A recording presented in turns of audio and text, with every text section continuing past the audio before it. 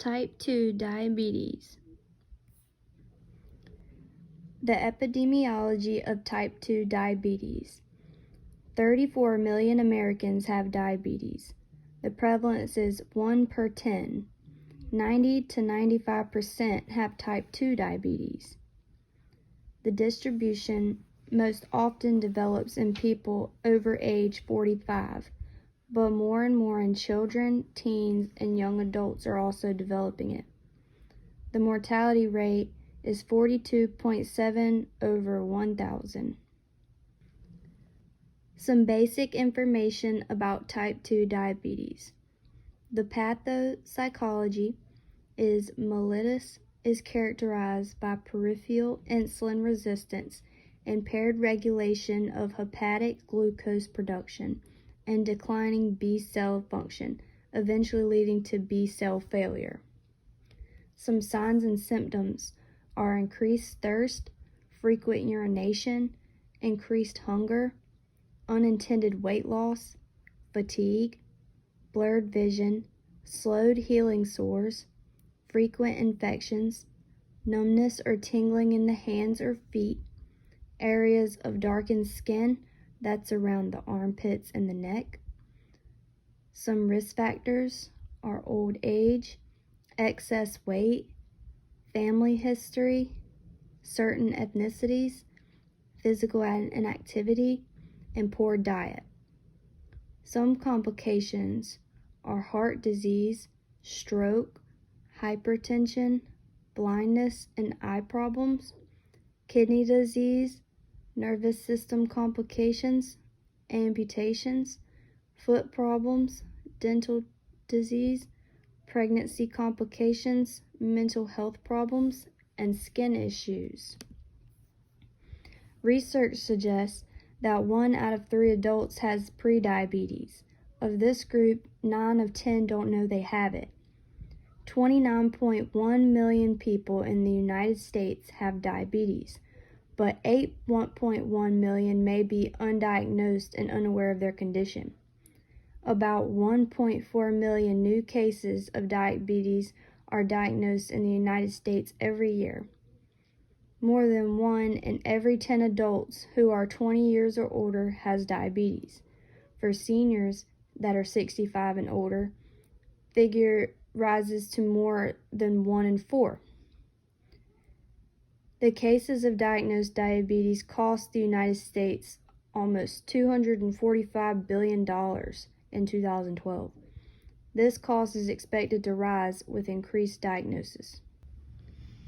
Specific lifestyle interventions for prevention is cut sugar and refined carbs from your diet, work out regularly, drink water as your primary beverage, lose weight if you are overweight or obese, quit smoking, follow a very low-carb diet, watch portion sizes, avoid sedentary behaviors, eat a high-fiber diet, optimize vitamin D levels, minimize your intake of processed foods, drink coffee or tea, and consider taking natural herbs like curcumin, which is a component of the bright gold spice turmeric, which is one of the main ingredients in curries. It has strong anti-inflammatory properties and has been used in India for centuries as part of Ayurvedic medicine. Research has shown it can be very effective against arthritis and may help reduce inflammatory markers in people with prediabetes. There's also berberine.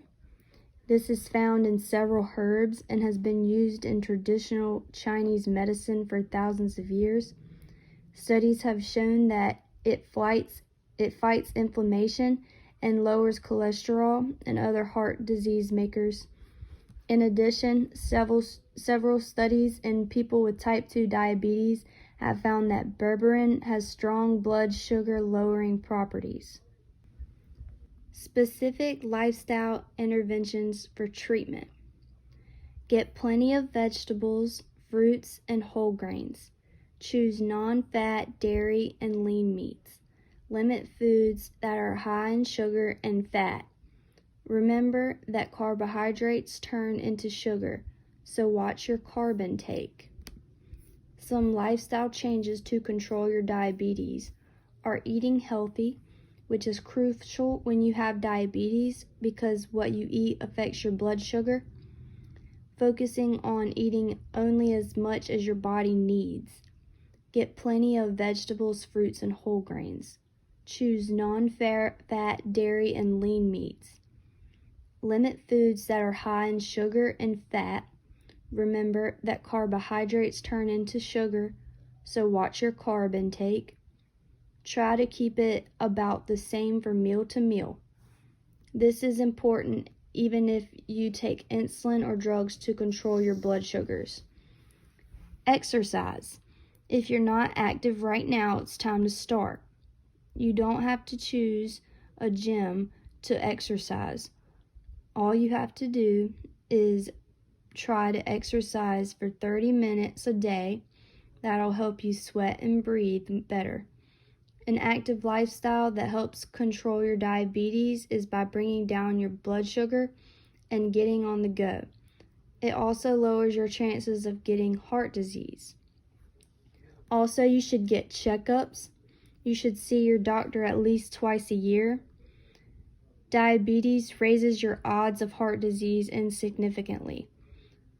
So learn from your numbers, cholesterol, blood sugar, and A1C levels, which is average blood sugar over 3 months. Get a full eye exam every year. Visit a foot doctor to check for problems like foot ulcers and nerve damage. Another way is managing stress. When you're stressed, your blood sugar levels go up. When you're anxious, you may not manage your diabetes well. You may forget to exercise.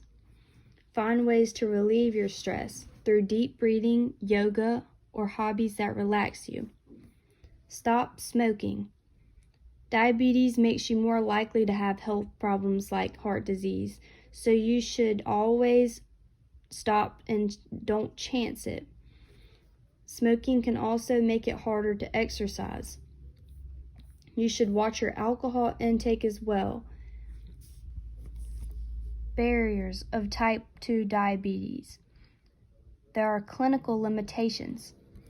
The treatment to failure approach was created, which is when an oral diabetic treatment regimen is adjusted to achieve optimal glucose in control. Over time, oral agents fail to maintain glucose at target levels, and the use of insulin should be considered. This could cause hypoglycemia and weight gain. Newer therapies, such as incretin-based agents, may address some of these issues. However, they're expensive and their exact role in therapy has not yet been established. There is also lack of consensus regarding treatment goals and the best practices for achieving them. Now for my summarization. If you have diabetes, your blood sugar levels are too high. With type 2 diabetes, this happens because your body does not make enough insulin, or it does not use insulin well. This is called insulin resistance. If you are at risk for type 2 diabetes, you might be able to prevent or delay developing it. The link below can help you look out for ways to prevent type 2 diabetes. Within this link, it shows you who's at risk for type 2 diabetes. It does mention that having prediabetes is a thing. This means you have blood sugar levels that are higher than normal, but not high enough to be called diabetes. You could be overweight. You could be at the age of 45 or older. You could have a family history of diabetes. Being African American, Alaska Native, American Indian, Asian American, Hispano or Latino, Native Hawaiian or Pacific Islander, having high blood pressure, having a low level of HDL, which is good cholesterol, or a high level of triglycerides, a history of diabetes and pregnancy, having given birth to a baby weighing 9 pounds or more, an inactive lifestyle, a history of heart disease or stroke, having depression, having polycystic ovary syndrome, having acanthosis nigricans, a skin condition in which your skin becomes dark and thick, especially around your neck or armpits, and smoking. You can prevent type 2 diabetes or even delay it if you lose weight and keep it off, following a healthy eating plan, getting regular exercise, do not smoke, and talk to your health provider. And here are my citations.